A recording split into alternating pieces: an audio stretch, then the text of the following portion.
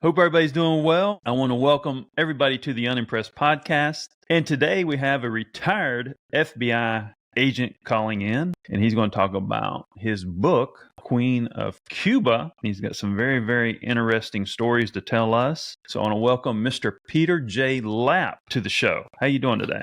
I'm great, John. Thanks for having me on. I really appreciate it. Diving in, man, it's a turbulent world of what's going on. And I don't know, what was your thoughts and processes, the last 22 years you were in service? I started, my ambition had always been to get to the FBI.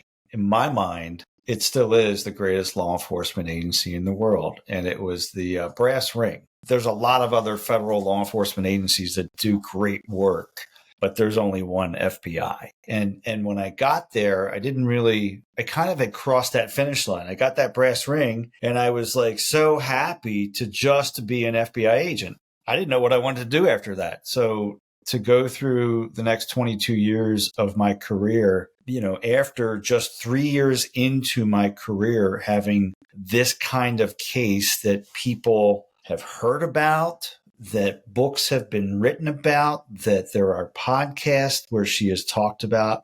I just have to pinch myself because I don't want to wake up from the dream. It's like, this is crazy. And just tell me this thing with the Queen of Cuba. I mean, what is that all about? So 10 days after 9/11, we at the FBI arrested a woman who was spying for Cuba and had been spying for, at that point in time, unbeknownst to us, 17 years. She worked within our government, within our intelligence community, and worked in an agency called the Defense Intelligence Agency, DIA. DIA is kind of the CIA of the Department of Defense, where they collect through human intelligence, through other ways, and then produce analytical products that are supportive to the Department of Defense and the warfighters. So a very important agency within the U.S. intelligence community. And from her first day at the DIA in September of 1985,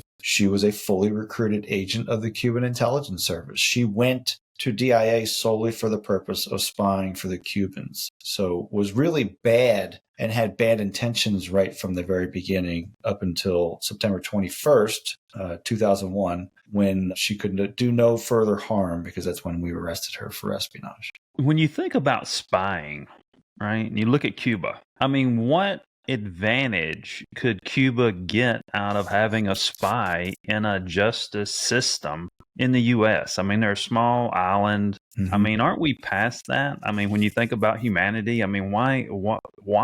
It's a good question. I mean, when we think about, intelligence threats to the United States, you hear about Russia, China, Russia, China, China, Russia, China, Russia. And those two countries, from an intelligence perspective, are our greatest adversaries. Cuba, over the years, has been prolific in its ability, in large part learned from the Soviet Union and Russia back with the KGB, but in also large part in how they've expanded their capabilities. They collect intelligence, in my opinion, from human beings, like an Ana Montes, like no other intelligence service. They don't find people that are motivated, like Bob Hansen, although he had some psychological issues, as most do, he mostly did it for the money.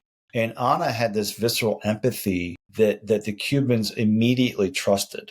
What they do with her intelligence, or folks like her, is they trade it as a commodity.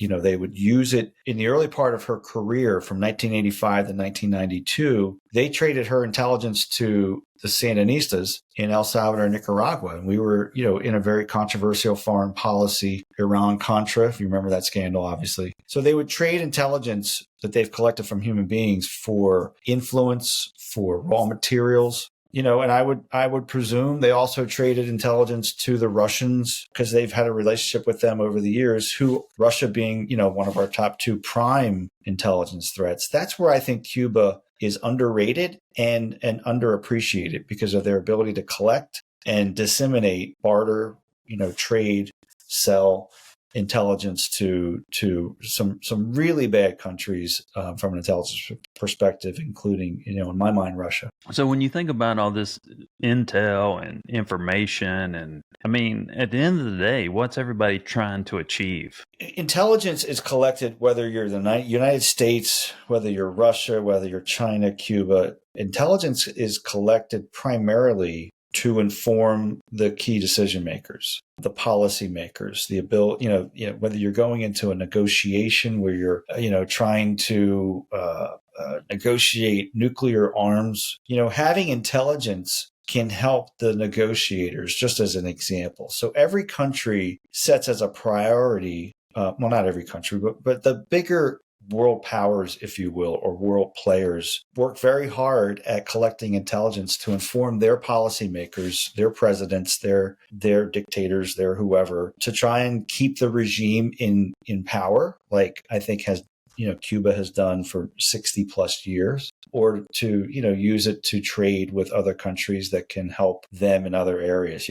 Cuba's a pretty impoverished country, and I have no doubt that it's traded intelligence with countries to get grain to feed its people, to get, some could be oil for all we know, trying to stay alive to a certain degree, but to keep, not just to keep the people alive, but really to keep the regime in power. And I think that's where Cuba and Russia and China to a degree excel in using intelligence to keep their separate regimes in power. How did y'all catch on to this lady who was arrested for espionage? What was, how do you get a tip on that if someone's very, very close in a system? Generally speaking, spies catch spies. When I worked at the government, I had a clearance and I had to fill out a form that had past employers and past addresses, and that application to get a clearance and that background investigation that was conducted on me, for example, has never revealed and uncovered a spy. Generally speaking, an intelligence officer at another country,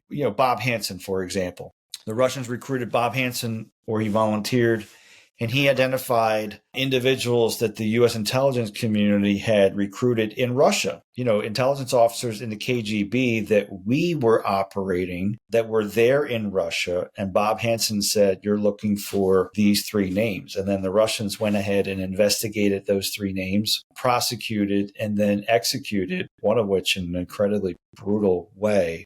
So that's generally how we get onto cases like this, where you have someone from the other side who decides to betray their government, their employer, and work for the other side, in our case, the United States. And the story, Montes begins spying in 1985, but we don't get a whiff of that until the mid-1990s, where we start to get an indication that Ana is, an unsub. We call them unknown subjects, unsubs. Like, we know there's a penetration, we know there's a person, but we don't know a name. So the FBI calls them unsubs. We knew that there was a significant amount of unsubs in the United States who were working for the Cuban Intelligence Service, and Ana became identified as one of those. So how do you compare that to today? What was that? She was, what you said, 2001? Is that what you said? 2001? Yeah. How do you compare that, 22 years later to today, when there's so much information out there than there was 22 years ago? So spying has been going on as far back as the Bible. I mean, Cain versus Abel, Judas. Jesus had to worry about Judas. He didn't know that Judas was in essence committing espionage against him, although it was, kind of part of the plan, if you will. It's been going on forever, and I have no sense that it will stop. I think countries are going to spy against each other until this world stops turning. And it's just a nature, a part of what countries do under the guise of, national security. In each country would define that in their own terms versus, kind of a globalistic, worldview. It's all what protects our nation from X threat. Or, in the case of Cuba and Russia and China, what protects our regime, our power, our hold on power over our citizens from, their main adversaries, those three countries, being the United States as a main adversary. So I'm kind of in the humanitarian space, spiritual. I think, narratives have been exhausted to an extent where can we ever get to a place with these other countries where we can actually benefit each other instead of trying to make chess moves for power? I mean, is it the ego that keeps that intact from these leaders and so forth? Because I think, when you look at a lot of these situations and some of these things are not working, do you think something like that could ever happen? If they're trying to do a one world, they say there's this one world nation and all this. I mean, is that one world nation control, or is that help humanity? What is that? I mean, there's so much misinformation. Is like, when are we going to help each other as human beings? It's interesting. And Anna would probably very, very much agree with you. I think she doesn't see herself as an American per se. She told me that she sees herself as a citizen of the world, whatever that means. And I'll be honest with you, I probably don't share, those views. I look at, for example, Oppenheimer, the movie, and I have the book, but I haven't dove into it yet. You think about the nuclear bomb. And the creation of that invention, and how the Russians were trying to steal it, and how the United States was trying to beat the Germans to develop the nuclear bomb, and whether that was because of power or whether it was because the United States believed that it's a force of good. And that if we had the bomb versus the Germans having the bomb versus the Russians having the bomb, the Soviets having the bomb, I think that, I don't know if I would say that that's ego, but we can't, using that, and probably that's the worst case. The most drastic example is the nuclear bomb. Could we share the nuclear bomb technology with the world? Absolutely not. So many people that are bad out there would use that, in my mind, for evil versus good. And I think that, I don't know that we can have this worldview where everyone kind of gets along in a utopian kind of society. I think we're going to have competing strategic objectives, whether we're U.S. versus Cuba, France versus Russia. I don't think there's going to ever be a situation where we all are living, in one big happy world family. Maybe that's me being a pessimistic. I don't know, but I don't know if the reality is, just knowing what I know, spending 22 years in the FBI. There's bad people out there that would do harm to us if we didn't, under the guise of national security, do all we could to protect people from countries from stealing X, Y, and Z. When you think about it, when I look at human behavior and you look at algorithms and understanding human behavior, and the thing I think that people don't realize is whatever we see, whatever we listen to, whatever we watch has a major, major influence on how we live our lives. And as long as we continue to perpetuate negativity or darkness or whatever it is, we're going to live in that space. It's just like when you look at Netflix and you understand that probably 70-80% of their programming is dark, because that algorithm is reading humanity and understanding what humanity likes. So, I understand that if you're in an agency, a government agency, that there's going to be a lot of dark and a lot of of things that are not good. So I understand that. Why can we not start from a positive place? How do we get there with a government agency, starting with a positive initial thought? Because most people's initial 10 seconds of thought is negative. And maybe it's assuming positive intent, right? Is that what you're kind of alluding to? But like everybody approaches things from a negative direction. This is bad. This is bad. This is bad. I never hear people saying, "Hey, this is great. This is wonderful." Maybe a few people, whatever. So if you put an agency like the FBI in a bubble, right? Is there any thoughts that you would have or things you would change culturally about that bubble? Just if that was a character or a human being, that agency was a human being, was there any things that you ever thought that you could tweak to make better? Well, to your point, remember back when after January 6th, when the White House and the Capitol were surrounded by those fences. And I remember feeling personally, not just the regular fence at the White House, but the superimposed, the bigger fence. I remember feeling really sad. Like, how can we assume positive intent where we have this extra barricade around the people's house? The White House belongs to the American people, but we can't assume positive intent because there could be bad actors who want to take advantage of the turbulence of the times and do bad things to these places. So I just don't know that we can get there. But I do know that, when you added these extra layers of not just physical security, but visible, it definitely changed moods. It changed my mood. It was kind of depressing and sad, to be honest with you, where you used to be able to walk up to the White House and kind of put your hand up to the fence. And for that period of time, just as an example, you couldn't even get, I don't think you could even cross Pennsylvania Avenue. It was that fenced off. When you think about departments too, this is what I perceive. I perceive people within the FBI are like accountants. They're like they have like an accountant mindset in a way. And maybe people in the CIA have like a lawyer type of mindset. Accountants are very directional, very statistical. What do you think about that type of analogy? And why is a department like the FBI getting so much slack in this day and time? Yeah, I think, FBI, I think an atypical FBI agent thinks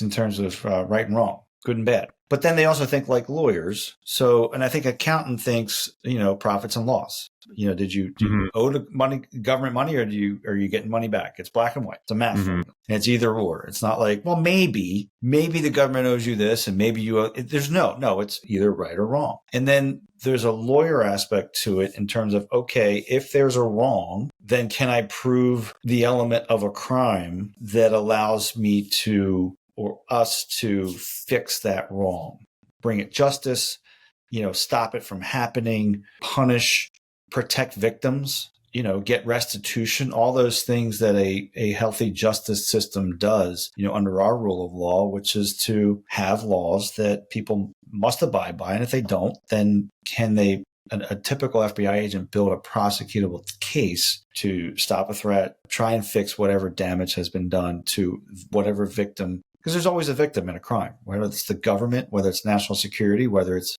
public corruption. Public corruption is a big program in the FBI. And if a congressperson, regardless of their political affiliation, is on the take and corrupt, then we lose confidence in our elected leaders. So there's a confidence factor that would need to be addressed in a public corruption type environment that would be, clearly under the jurisdiction of the FBI, but something that we would want as a society, someone looking at to make sure that, again, regardless of party, that our elected leaders, whether they're the dog catcher or the president of the United States, that they're, not corrupt and they're acting with positive intent, to your point, and acting within the confines of ethics and criminal laws in regards to that. Because that would be tough, in my opinion, for going back to human behavior, when you understand how people digesting information, and you have a bunch of young, guys come into an agency and you have almost like this unconscious bias of information they're bringing to the table. Is there anything that these agencies do where they try to maybe eliminate the unconscious bias from someone? Is there a process that tries to get them, on a I don't know, a white plane or even plane mindset? Because I'm sure there's a lot of people, when you hire somebody, a lot of people have internal preconceived, thoughts that they may not tell, who they're working with. But how do you deal with unconscious bias in an agency like that? It's hard. And every agency and every organization that conducts investigations or collects intelligence, at least in that space, has to deal with bias. And every one of us, journalists, your typical journalist, I don't care if you read the Washington Post or the Washington Times, each of those journalists that work, they bring in a bias, their own worldview. And they're either fighting that bias when they write their article on that topic, or they're going with their bias.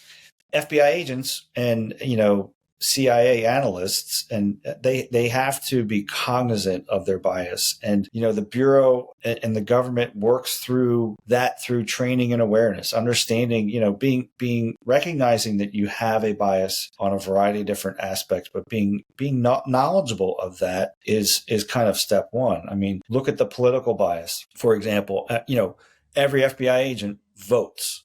And they will vote for one person versus the other. And maybe that changes over the course of their career. But at the end of the day, it doesn't matter it shouldn't matter in terms of how they do their job. They should address the facts, regardless of whether it's someone they voted for or someone they didn't vote for. So it's a challenge. There's no question it's a challenge. And I think training and awareness has helped to mitigate bias as much as possible, but there always will be bias to a degree. That's why, there's that old movie, FBI movie, and I can't remember. It's like two white guys and two fedoras. And they're interviewing a woman about a crime, and she's a witness, and she starts opining, I think he was this, I think he was that. It's like, just the facts, ma'am. We just want the facts. Mm-hmm. And trying to, just get the who, what, when, where, and why is part of that process of trying to eliminate bias and just look at things factually. And that will lead you potentially to a conclusion, and your conclusion may be wrong, but if you're focusing on just the facts versus bringing in your bias, that's probably the best example of how we can deal with that. Well, and I've been talking to a lot of scientists, a lot of neuroscientists, and talking about the non-conscious and those types of things. And the non-conscious is never really talked about. And that's why kind of where science stops for some reason. But if you look at the non-conscious, you look at the subconscious, understand what unconscious bias is, you understand what consciousness is. And then you take into play philosophy, you take in quantum physics. Is quantum physics or philosophy ever discussed, / creativity ever discussed in these agencies? Because obviously, you had this inspiration to write this book. That's creativity. Is that ever talked about? Yeah, there's not a lot of room for creativity in the government. Let's be honest. Your interview reports don't start off with "once upon a time" or, some kind of creative, artistic approach. And you make a very interesting point about writing a book. And no, there's usually, from a creative perspective, there's a left boundary guardrail and a right guardrail. And you can be creative within this space. But, for example, a lot of the Chinese and the Russians will use these a recruitment technique called honey traps, where they put, they get a male business traveler and they put a young, attractive woman in front of him to see if they can compromise him. And if that doesn't work, they might try a young, attractive male. It's a intelligence recruitment technique that is as old as time. And the FBI, for example, if an agent said, I want to put a very attractive person in front of this Russian intelligence officer that we're trying to recruit, that's outside the creativity zone of the Bureau. They would say absolutely not, because there's an ethic aspect to this that will not allow you to use that tech. This isn't a novel that you're writing. You're conducting an investigation. You've got your boundaries, and that, for example, is outside the boundaries of creativity, shall we say? Well, I think there's a way to reverse engineer that, and I've been trying to somewhat crack this code. I come up with this thing that God created everything in fours, and if you understand the non-conscious, it kind of speaks to 4 human beings being created by God, because they needed 4 types of non-conscious people to go in 4 different directions to start humanity the right way. And science stops there.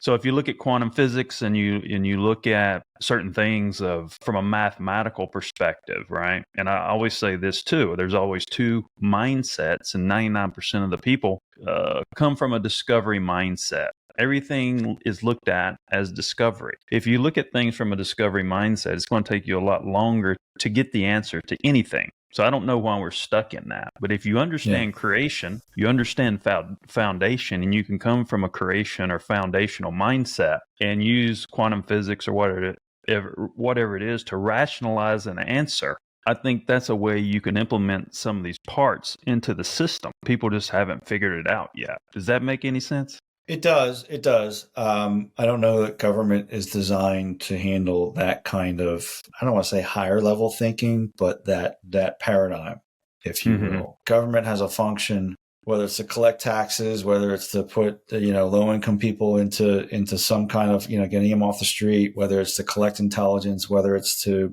protect our borders. It's got a defined function within, the power that it's been given by Congress, the people, and therefore, I don't know that kind of paradigm again would fit in. I don't know if that scales for government. Maybe it's the best way for me to say. Because I've spoken to neuroscientist Giles Yeo and had Dr.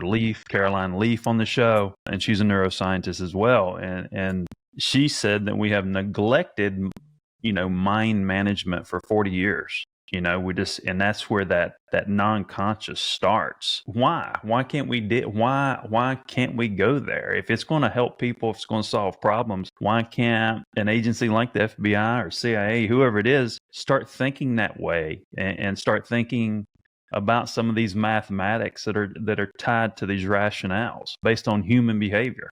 Because if you give me a big enough number of anything, I can determine the outcome from a human being, which has a lot of factors of, I would say 20%, philosophy, quantum physics.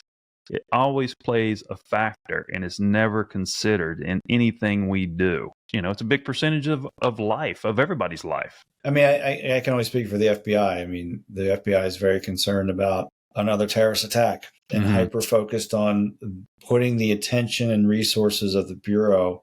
Counterterrorism after 9/11 is the top priority. So if that's the case, then the goal is to prevent the next terrorist attack by collecting intelligence, identifying the right sources, working the investigations to try and determine predictive behavior, which is incredibly difficult to do. Is this person who had a phone call with an Al-Qaeda member 10 years ago, is that person a threat? Or was that, an innocent interaction, or were they radicalized, using the terrorism aspect, given that that's the top priority for the Bureau. So I don't know if it allows for time and energy to get into how would quantum physics fit into trying to make sure the next bomb doesn't go boom. Well, because I think that's a catch net where most of the time we're feeding off what we see. And we're not being preventative. If you can understand some of these things from a foundational place and be preventative, you're going to eliminate a lot of the bad customer before it happens, right? Instead of being a catch net, things are already down the road, right? So we're just going to chase that instead of being out front of that. Let's create a new situation. Let's create a new idea. Let's create and develop a new environment and get ahead of that narrative. Because if you continue to feed off what you see, you only continue to increase controversy. You increase opinions. And that's when I say, like right now, if you take the media out of play, the FBI doesn't have the bullshit that the media says on either side, or the CIA doesn't have the bullshit. If you take all that away, let's take the media out of play. Let's look at the foundational source and let's clean this up. Let's get rid of the bad agent. Let's get rid of the bad customer. Let's create a new environment. Let's get out ahead of this. Let's be preventative. I think we've settled into a space where we're always feeding off what we see. We're catching everything after it's already down the road. I think this is where these rationales can come into play to help systems. If you eliminate a lot of the bullshit, go to the foundation and rebirth something, or birth something the right way, right? You eliminate a lot of the bad decisions. You eliminate a lot of the bad customers. You eliminate a lot of the bad response. I think if we understand foundation better and think of that from a rational standpoint, I think it works. It makes the job easier because it's like because the bullshit is just out of control. So are you talking about the bullshit in the FBI or? No, I'm just saying everything is overstated, and probably 70% of it's not true. What the media says, or 80% probably what the media says is not true at some point, right? There's always a derivative, right? Or an objective opinion, a percentage here, a percentage there. If you based everything off percentages, instead of like letting these percentages grow, let's reverse engineer that. Let's go to the foundation and start coming up and eliminating some of these percentages that may be bad within a system, right? That could cause a narrative to go one way or a narrative to go another way. Then you don't have to worry about anything. Does that make sense? I think so. If we're talking about inside the FBI, I mean, if we're talking about outside, I'm just saying in any agency, if it's FBI, CIA, I'm not trying to pin anything down because I kind of have this thought process of how I could apply this to anything I can apply this to a human being. I can apply this to an agency. And you can find the answers to anything in a foundation. Well, let me ask you this. Can you apply that to Al-Qaeda? Can you apply that to a terrorist organization that only wants to kill people, whether they're Americans, whether they're Israeli, whether they're anybody? How do you apply that theory, your thought process, your paradigm to a terrorist organization where it's not the media? Oh, I can tell you, the media is just a percentage. Yeah. Okay. If I applied it to a culture, whatever it is, we start with the kids. You wonder why those people are so radical. Oh, sure. Yeah. Right? Because they're by the time a kid is 5, Mm-hmm. he has a gun in his hand. Yeah. When I think about a 5-year-old carrying a gun, by the time they're 20 and 25, they're going to be pretty friggin' radical. Yeah. Right? So if you start there with that foundation, let's not put those guns, because they could be good people, but we're radicalizing, their culture's making their population radical based on their practices. So when you go back to that foundation, and let's stop putting that gun in that 5-year-old's hand, and I bet you that radical situation slows down, because we're creating a new position. We're creating a new environment. You can do that with anything if you look at the foundation. When people don't understand that and these absolutes come into play, and then we try to hit people over the head with the absolutes come from the media, that's where the problems start, right? Instead of walking it back to where the percentage started, understand where the percentage started and fix that percentage where it started and do it the right way. And in the meantime, I don't disagree with your philosophy. In the meantime, the U.S. government has an obligation to protect the American people.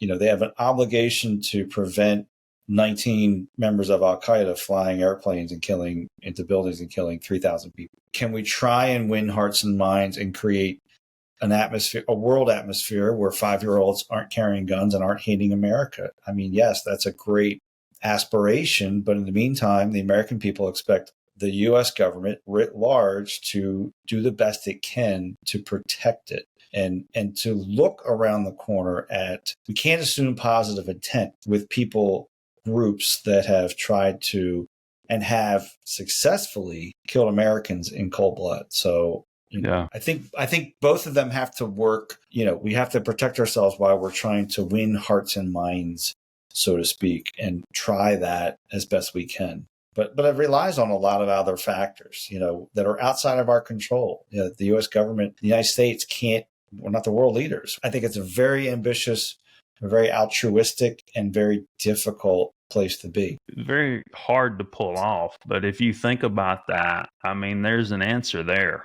that's never really talked about universally, and maybe that's something people should consider. And going back to I just like pushing mindsets, and I just think differently. I think I'm dyslexic because I reverse engineer everything. But going back to the book, the Queen of Cuba, what's your goal with the book and putting this out to the world? And that's a great question, and it's evolved and changed since I only decided to write the book just over 2 years ago. I never had an ambition to do this. And then when I made that decision, I had to say, okay, well, what kind of book are you trying to write? What's your voice? What is your theme? People are complicated. No one is all bad or all good. There are people that believe what Ana did, that she's a hero. And there are people that believe that what she did was a crime and wrong. And that, despite her committing a very serious criminal act, there are good things about her that, deserve to be recognized. So the fact that people are complicated was a theme that I wanted to, J. Edgar Hoover, for example, he did some pretty bad things, against Dr. King and a lot of other people. And he's also the godfather of modern law enforcement. He's godfather of the FBI. So he created an organization like the FBI that has done a lot of goods, even in the area of civil rights. But he's also done a lot of bad things. He's a complicated figure. And I think we're all complicated. So that was definitely one of the themes that I wanted to write about. I wanted the people to know, the reader to know about her.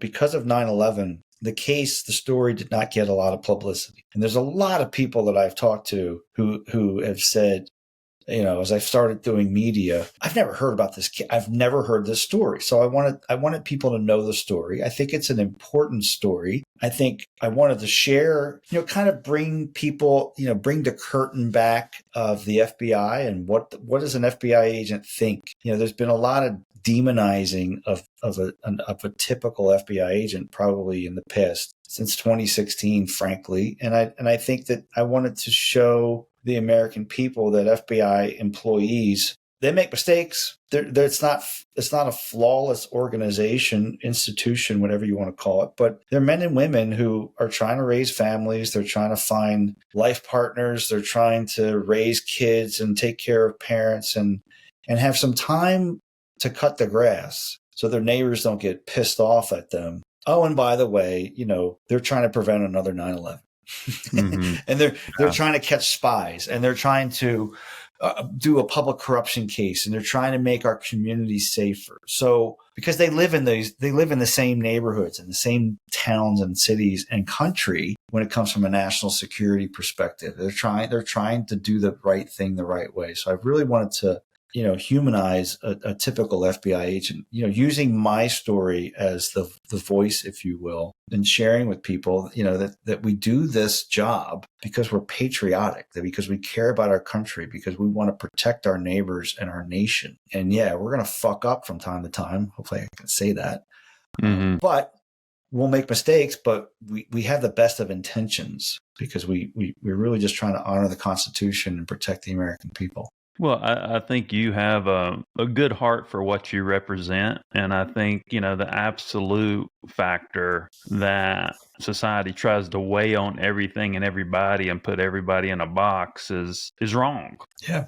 You know what I mean? And that should be, when I say when you walk that percentage back and you understand where that percentage started, just like you said in the start of this interview, is like you wanted to get that gold ring, or what'd you call it? The brass ring. Brass ring, yeah. That's a big deal for you personally, just because there's this a few narratives out here. Society shouldn't put this narrative as an absolute on top of everybody's head. Yeah, it's true. And I mean, I think we're all complicated people. Now, with that kind of paradigm in mind, I have a hard time figuring out, what was the good side of Hitler? What was the good side of Osama bin Laden? Maybe they were really good uncles. I don't know, but with certain people, I'm kind of struggling to find, I don't know that they're complicated. I think they're kind of evil, but those are maybe the extreme cases of, I think people. I guess to put that in perspective, I think it goes to understanding how human beings are programmed, and I think at a certain point of people's lives, they are who they are. And if that's what you have to defend to protect our country, then that's what you have to do. I'm just saying, if you understand where percentages started and you see what that percentage is doing to the people that you can't bring back, let's start catering something different where that percentage started, and maybe we'll have less people that we can't bring back. You know what I'm saying? That make it through, or that are going a different direction. Because I think, like me and you, we're already programmed. We are who we are. Yeah. I just think you got to look at the younger generation and kids and start thinking about those things. And people cannot put these absolutes on top of, how many people have worked for the FBI? Thousands and thousands of people. These narratives can't speak for everybody. Yeah. And society needs to understand that as well. There's definitely balance, and there's understanding, and you can't, getting that brass ring, and you can't fault people that somewhat are in that middle space and doing the right thing, living their lives right, doing what they're supposed to do, protecting the country. This is my job, and understanding that you can't fault people for that, because that's what you strive to do. Mm-hmm. Right. So I think, it's a very tough equation, but I'm just a very, very deep thinker. And these are things that are like, how can we help? How can we help humanity? And I think it starts with the kids and redesigning how these kids understand things moving forward. I don't know what we do to teach people about that. I don't know. Maybe if you keep planting the seed, someday some things will change, I hate to see some of the positions we're in this day and time with every craziness that's going on in the world, Yeah. I mean, look at our politics. I mean, we demonize the other side, whether if you're a Democrat or a Republican. You can't even have a conversation with people that have different views from you politically without them being, they're all bad. There's nothing good about that party, that person who voted that way for that individual or that individual. It doesn't matter. We demonize them, and I don't think we appreciate the complicatedness of every individual, especially when it comes to, worldviews and political beliefs. So I hear you. I mean, it's tough. And how do you, I have 3 children. How do I educate them or hopefully enrich them with some ideas about keeping an open mind and not judging people right off the bat, and, giving some space and, to your point, assuming positive intent, which is really hard to do. That's a really difficult, that's a life skill that, if you can invent how to do that, you're going to make a hell of a lot of money. The pill that allows everyone to take and they assume positive intent. It's so important and so underappreciated, I think. Well, the best thing about life. Well, yeah. That was a softball question. Damn it. That was an easy one. Yeah, I'm sorry. You know what I mean? Because it's funny. You remind me of one of my best friends in New Jersey. Y'all got kind of the same energy and so forth. We used to hang out on the porch and talk for hours about stuff. He'd get mad at me. I'd get mad at him. But we were best friends. But yeah, man. I mean, I hope the book, if we want to find the book, Queen of Cuba, where do we get this book at? Wherever you buy books, Amazon, Barnes and Nobles, Target, wherever. I think it's a true crime thriller. It's a spy thriller. It's a nonfiction. It's a real story, obviously, but I think it reads like a spy thriller, and you'll get to read a little bit about me. Kelly Kennedy, my co-writer, and I, she encouraged me to write about me, which I was okay with writing a little bit, but she kept pushing me because I think she felt that the reader was going to want to learn a little bit about who is Pete Lapp. The book is written from my point of view, obviously, and I think the reader wanted to know, well, who the hell is this guy? What made him believe? What made him want to grab that brass ring? What was the hook for you in the book? Like when you were going through this in real time in your life, and you start thinking about the story, what was the hook? What was like something that really, really grabbed you mentally within this time of your life based on this story? I got to relive the investigation in writing the book, and that was a thrill. The 10 months that I worked with my partner, Steve, the cat and mouse kind of working the investigation was the thrill of my professional life. The other 21 years of my career pale in comparison to this period of time. So I got to relive the good moments of the investigation. I got to reconnect with some of the people that I had worked with who I hadn't talked to in a long time. And I got some nuggets of things that I never knew that are in the book that are really, really interesting. I got to explain the real story about how the case began for the FBI and the telling of that, and the FBI allowing me to tell it almost to its entirety was kind of a breakthrough for me. And because you have the story I've been telling all these years to the government or to other audiences, to be able to tell it more fulsomely has been such a really great gift. And I think it just makes the story that much better. And my version of this story, the government has never told in its entirety the way it was told in my book, because it went through the pre-publication review process. The government got to see my manuscript and wouldn't say right, wrong, true, false, only reviewed it for classified information. And that's why you'll see some redactions. You get the Onion. The Onion describes the government just figured out it's been using black highlighters all these years. So I got my black highlighter out and had to put a couple things and redact it. But this is the true telling of the real story. And I think it's a good story. I think it's an important story. If you hear something, hear some of these narratives out in the world, a narrative doesn't define the thousands of people by the sign on the door. I think we need to understand that. Look forward to reading The Queen of Cuba. And this has been former FBI agent Peter J. Lapp. And my name's John Edmonds Cosma, the CEO of Bang Productions.